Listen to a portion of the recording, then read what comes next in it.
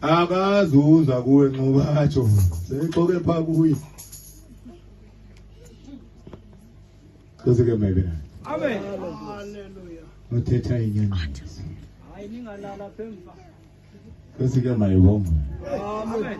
so uxoke wathi bente masembeni sezulwini ke binyaniso ke ikubambile so nazo ubambe ngezipho ke linqilo ubambelele ngezipho qhubeka Verse 3. Wongahlebi ngolwimi lwakhe. ugenye bani hayi lethi mezulwini ngamele ngathi yaphunguleka kaloku sibhaptiziwe nje thina sivele emlanjeni kwafundwa ilizwi lingathiko phezu kwethu kwathiwa nina uthixo nimbangile nina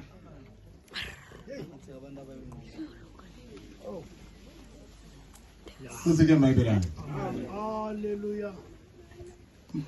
mayinqanqe engacutheki le nqola njengoba sihambeni senezulwini sonke ubuvele emanzini asihambeni senezulwini kuyakusheka nje ngoku xa kufundwa uverse 3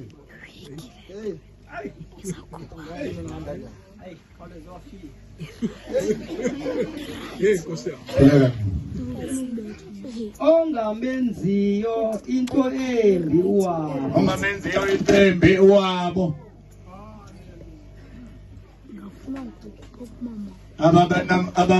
abanamakhosikazi abanabayeni kuye uwabo lowo fihlela inkosikazi imali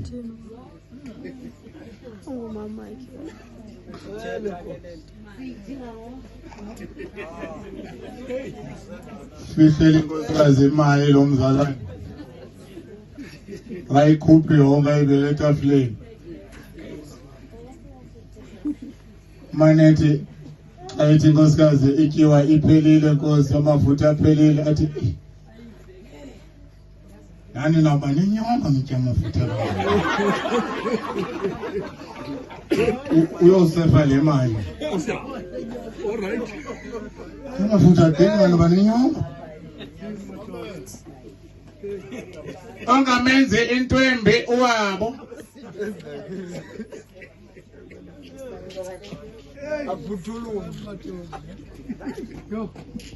kusike mayibonga Amen.